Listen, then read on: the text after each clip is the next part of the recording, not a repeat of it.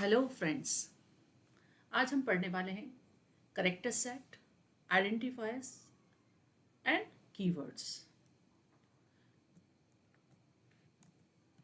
Character set, आपका character set क्या होता है?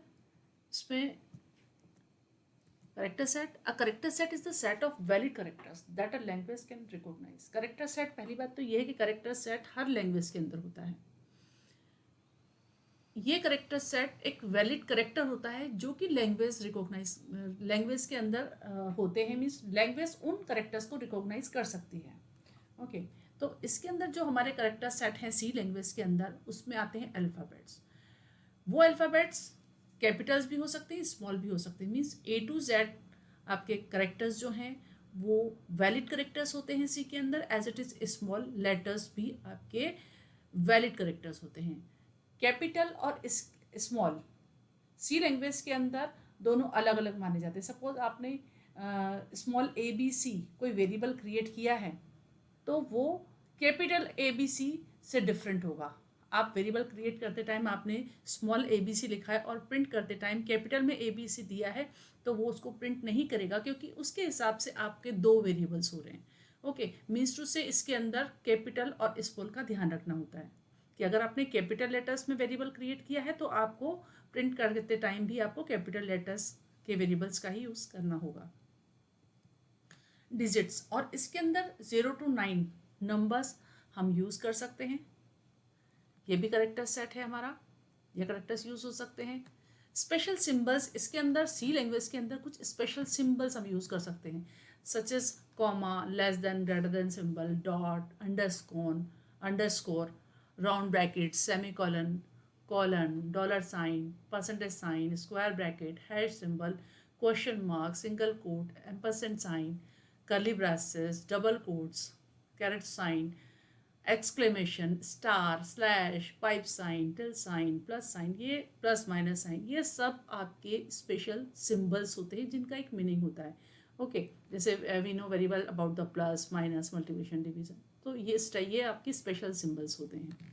इसके अलावा इसके अंदर जो होते हैं, एक होते हैं इसका escape sequence. Escape sequence means कुछ करेक्टर्स हम लोग यूज़ करते हैं, जैसे हमने स्पेस दिया तो सी लैंग्वेज के अंदर स्पेस भी एक करेक्टर सेट में माना जाता है। ओके, और अगर आपको प्रिंट करते टाइम एक टैब स्पेस देना है तो आप horizontal tab slash T use कर सकते हो। अगर लाइन ब्रेक देना है तो स्लैश एन यूज़ होगा। फॉर्म फिट करना है, अगर आपने प्रिंटिंग के लिए कमांड दिया है तो आपको नेक्स्ट पेज से नेक्स्ट स्टेटमेंट से प्रिंट करना है नेक्स्ट पेज पे, तो वहाँ आप स्लैश एफ देते हो। ये हमारी एस्केप सीक्वेंस कहलाती है। Slash t, slash n, slash f, ये हमारी एस्केप सीक्वेंस होती हैं। तो ये करेक्टर सेट जो है ये सी लैंग्वेज के अंदर हम यूज़ कर सकते हैं। इसके अलावा कोई और करेक्टर सी लैंग्वेज के अंदर यूज़ नहीं होता है। नेक्स्ट आता है हमारा identifiers. First of all identifiers क्या होता है, इसमें स्टूडेंट्स को बहुत कन्फ्यूज़न होता है। इसके नाम से अगर नाम में जाएंगे तो आपको बहुत कन्फ्यूज होता है। Identifies means what? आइडेंटिफाइज मतलब एक नाम है। आप वो नाम किसी भी वेरिएबल प्रोग्राम में के अंदर हम नेम यूज़ करते हैं। वेरिएबल नेम हो गया या फंक्शन नेम हो गया या एरे नेम दिया है या स्ट्रक्चर का नाम दिया है आपने क्रिएट करने के लिए, या फिर यूनियन से, लेबल से, तो ये इन सब के लिए एक नेम की रिक्वायरमेंट होती है। उस नेम को ही आइडेंटिफायर्स बोला जाता है। इसमें कन्फ्यूजन होने की ज़रूरत ही नहीं है आपको। बस आपको ये ध्यान रखना है कि आइडेंटिफायर्स मीन्स नेम, फिर वो वेरिएबल का नाम हो, फंक्शन का नाम हो, वो सब आइडेंटिफायर्स कहलाते हैं। अब क्योंकि आइडेंटिफायर्स होते हैं तो इनके भी कुछ रूल्स हैं। मीन्स टू से जब भी आप कोई वेरिएबल क्रिएट कर रहे हैं तो आपको रूल्स को फॉलो करना होगा, राइट? तो कुछ रूल्स हैं, वो रूल्स क्या हैं? The first character of an identifier should be either an alphabet or an underscore, and then it can be followed by any of the character digits or underscore. इसके अंदर first rule ये है कि आपका जो first character होगा किसी भी वेरिएबल के अंदर, अपने सपोज कोई वेरिएबल क्रिएट किया है, राइट? उसके अंदर, उसके नाम के अंदर 4 अक्षर हैं, तो उसमें जो फर्स्ट करेक्टर होगा वो फर्स्ट करेक्टर आपका हमेशा अल्फ़ाबेट ही होना चाहिए, या फिर आप अंडरस्कोर साइन यूज़ कर सकते हैं। ये दो आपके करेक्टर के अलावा आप तीसरा यूज़ नहीं कर सकते। कौन सा होता है? कोई भी आप अल्फ़ाबेट ले सकते हो, चाहे वो स्मॉल हो या कैपिटल हो, या फिर आप अंडरस्कोर साइन से अपना वेरिएबल नेम स्टार्ट कर सकते हो। और उसके बाद में आप चाहिए तो नंबर यूज़ कर सकते हैं, या आप डिजिट या फिर अंडरस्कोर। इसके अंदर एक बात और ध्यान रखना है कि इसके अंदर स्पेशल करेक्टर्स यूज़ नहीं होते हैं नेम के अंदर। Okay, and it should not begin with any numerical digit.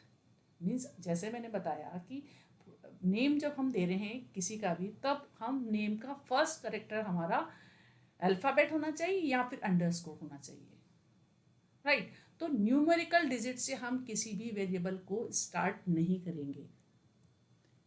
Identifier both upper case and lower case letters are distinct. जैसे आपको बताया कैपिटल और स्मॉल इसमें अलग अलग होते हैं। अगर आपने एक वेरिएबल कैपिटल से दिया है तो वो आपका कैपिटल से यूज़ आपको करना होगा पूरे प्रोग्राम के अंदर। आप फिर कहीं पर चेंज नहीं कर सकते उसको, वेरिएबल नेम सेम ही रहेगा। नेक्स्ट आता है आपका कॉमा और ब्लैंक स्पेस।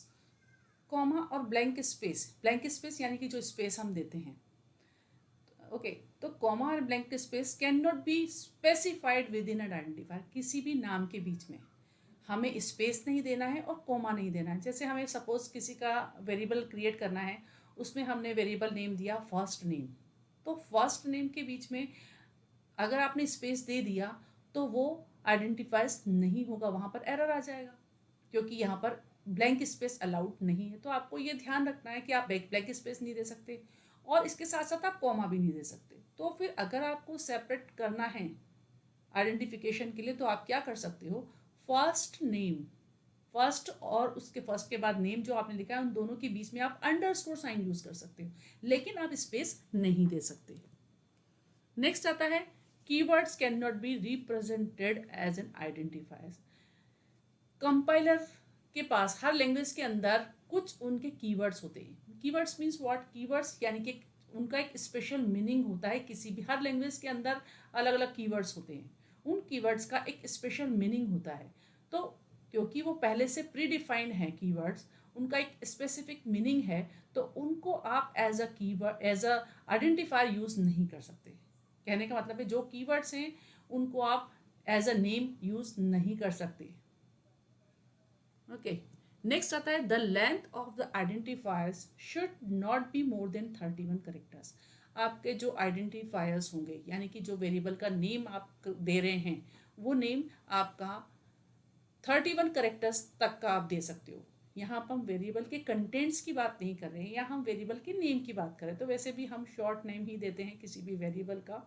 31 करेक्टर्स तक का नाम हम दे सकते हैं फिर भी, लेकिन इससे ज़्यादा करेक्टर का नाम हम नहीं दे सकते।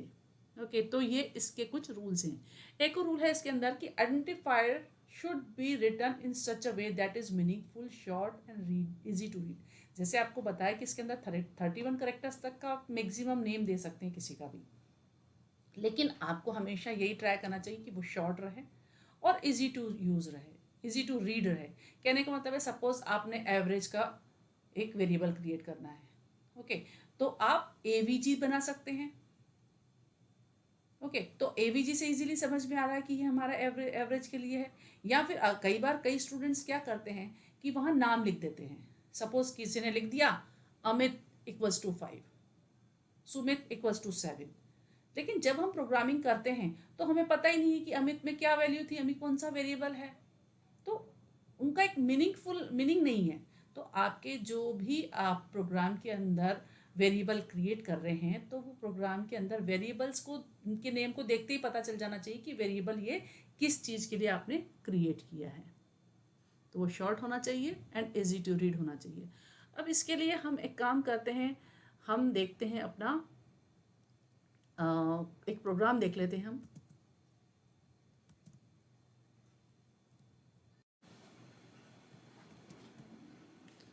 यहाँ पर हमने एक ऑलरेडी प्रोग्राम बनाया हुआ है। अब इसमें हम ये देखते हैं सबसे पहले कि आपके जो आइडेंटिफायर्स कौन कौन से यूज़ हुए हैं। आइडेंटिफायर्स होते क्या हैं, देखो यहाँ पर हमने यहाँ पर एक पाई नाम का वेरिएबल क्रिएट किया है, तो पी आई ये एक आइडेंटिफायर है। यहाँ हमने फंक्शन बनाया है सरकम नाम से, तो ये सरकम आइडेंटिफायर है। फ्लॉट आर एक आइडेंटिफायर हुआ। सी एक आइडेंटिफायर हुआ। तो ये हमारे आइडेंटिफायर्स हैं। तो इसमें हम देख लेते हैं कि हमारे आइडेंटिफायर्स कौन कौन से हैं। तो यहाँ पर हमारे आइडेंटिफायर्स हो गए, एक तो पाई हो गया हमारा, एक हमारा सरकम हो गया जो कि फंक्शन है, फंक्शन नेम दिया है हमने, एक आर हो गया, एक कैपिटल सी हो गया, और भी कोई है क्या देखते हैं, यहाँ पर नहीं, आर सी ही है, यहाँ पर आर है, स्मॉल सी भी है हमारा। ओके, ये स्मॉल सी, ये हमारे इस प्रोग्राम के अंदर ये सारे आइडेंटिफायर्स होते हैं। ओके, यहाँ पर कैपिटल सी और स्मॉल सी दो अलग अलग वेरिएबल हैं। ओके, तो इस प्रोग्राम के अंदर हमारे ये सारे आइडेंटिफायर्स हैं। ओके,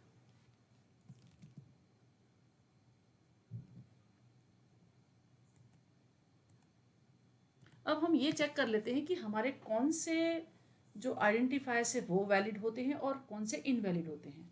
ठीक है, यहाँ पर कुछ एग्जाम्पल दिए हुए हैं। जैसे यहाँ पर दिया है एरिया। एरिया आपका कैपिटल ए से स्टार्ट हो रहा है।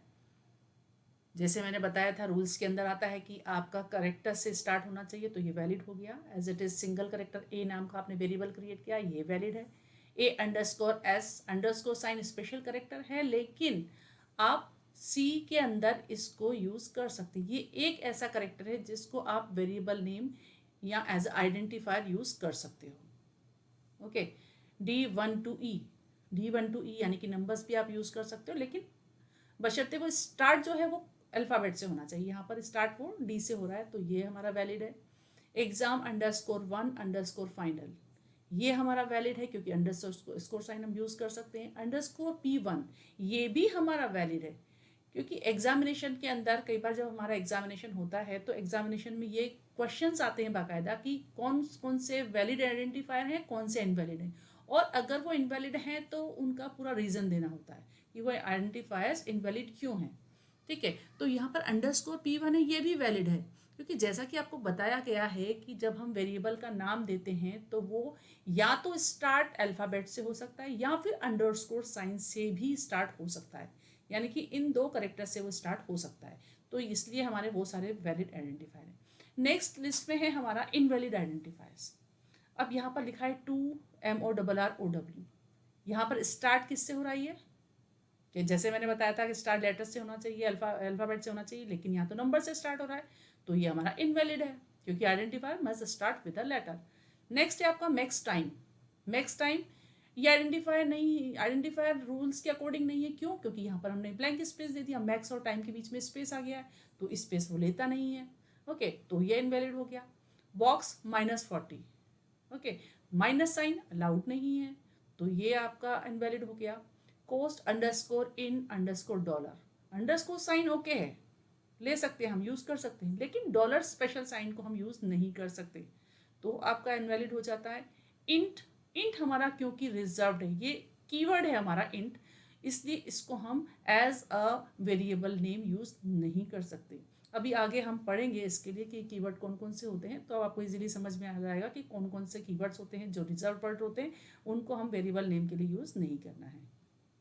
इसके नेक्स्ट वेरिएबल है 2 स्टार साइन 4 कि star sign again special characters है, लेकिन ये स्पेशल करेक्टर्स हम एज अ आइडेंटिफायर यूज नहीं कर सकते, तो ये इनवैलिड हो गया। जॉय _S तो ये जो सिंगल कोट है वो हम यूज नहीं कर सकते क्योंकि ये ओनली अंडरस्कोर साइन यूज होता है। C++ इसमें भी हम यहाँ पर प्लस साइन, ये भी स्पेशल करेक्टर्स है, तो इसको भी हम यूज नहीं कर सकते। तो कहने का मतलब है कि आपके बस सिंपल से रूल हैं, ये रूल्स अगर आपको पता होंगे तो आपको इजीली पता चल जाएगा कि आपका वेरिएबल्स किस टाइप के, वेरिएबल का नेम किस टाइप से आपको देना है। ओके, नेक्स्ट आता है हमारा कीवर्ड्स। जैसा कि मैंने बताया कि कीवर्ड्स होते हैं। कीवर्ड्स होता क्या है?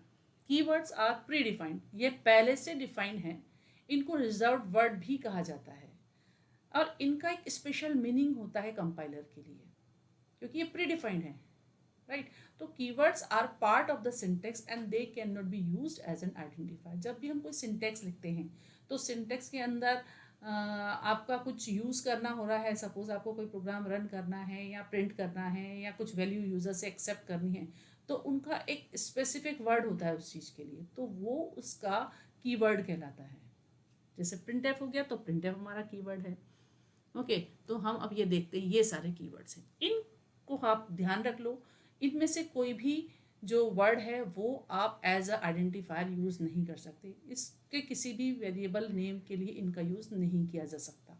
ओके, जैसे ऑटो, डबल, इंट, जैसे लास्ट एग्जांपल पे था ना, इंट वेरिएबल नेम हम नहीं दे सकते क्योंकि ये रिजर्व कीवर्ड है, इसका एक मीनिंग है।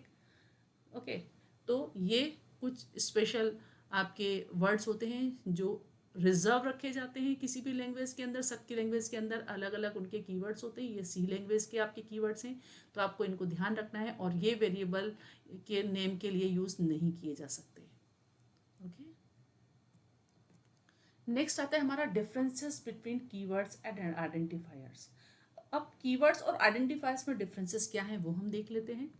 Keywords is pre defined word, पहले से एक कंपाइलर को पता है कि इसका एक स्पेसिफिक मीनिंग है। बट आइडेंटिफायर, क्योंकि ये यूजर डिफाइंड है, अभी हमने क्रिएट किया है, तो ये कंपाइलर को नहीं पता होता, ये प्री डिफाइंड नहीं होता, ये यूजर डिफाइंड होता है। नेक्स्ट है difference, it must be written in lower case. आपके जितने भी कीवर्ड्स हैं सी के अंदर, क्योंकि ये हमारी केस सेंसिटिव लैंग्वेज है, तो इसके अंदर हमारे जो कीवर्ड्स हैं वो सारे लोअर केस में बने हुए हैं। ओके, तो आइडेंटिफायर्स के अंदर हम दोनों यूज़ कर सकते हैं, लोअर केस भी यूज़ कर सकते हैं, अपर केस भी यूज़ कर सकते हैं। जैसे इंट के लिए देखा, इंट स्मॉल में है। ओके, अगर आपने कैपिटल इंट दिया है तो वो आप एज अ नेम यूज़ कर सकते हो, क्योंकि इसके अंदर केस सेंसिटिव है। स्मॉल मीनिंग, स्मॉल केस का मीनिंग अलग हो जाता है और कैपिटल का मीनिंग अलग हो जाता है। Its meaning is a predefined in C compiler. C compiler के अंदर कीवर्ड्स का पहले से उसका पूरा मीनिंग दिया हुआ है। ओके, जैसे प्रिंट एफ कमांड है तो पता है कि ये प्रिंट एफ का उसका एक मीनिंग है।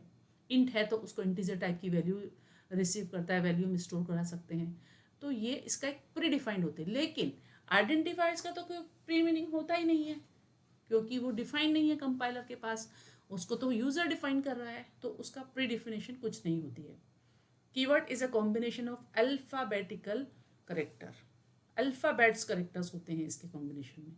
लेकिन आइडेंटिफायर्स के अंदर हम लोग अल्फा न्यूमेरिक करेक्टर ले सकते हैं। जैसे मैंने बताया कि आप आइडेंटिफायर्स जब हम क्रिएट कर रहे हैं तो आप अल्फ़ाबेट्स कैपिटल ले सकते हो, स्मॉल ले सकते हो, नंबर 0 to 9 यूज़ कर सकते हो, और अंडरस्कोर साइन यूज़ कर सकते हो।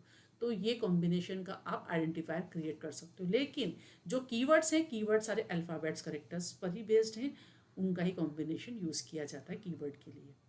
नेक्स्ट है, it does not contain the underscore character. लेकिन कीवर्ड के अंदर आपका अंडरस्कोर साइन यूज़ नहीं किया गया, क्योंकि प्री डिफाइंड है, और प्री डिफाइंड जब उन्होंने किए हैं, जो नेम दिया है वहाँ पर किसी भी कीवर्ड के अंदर अंडरस्कोर साइन यूज़ नहीं किया गया है, तो ये आपका नहीं है। और आइडेंटिफायर के अंदर आप अंडरस्कोर साइन यूज़ कर सकते हो, लेकिन कीवर्ड्स के अंदर वो यूज़ नहीं किया गया है। तो ये दोनों के डिफरेंसेस हो जाते हैं। I think you understand very well about the character set, identifiers, and the keywords. Okay, have a nice day.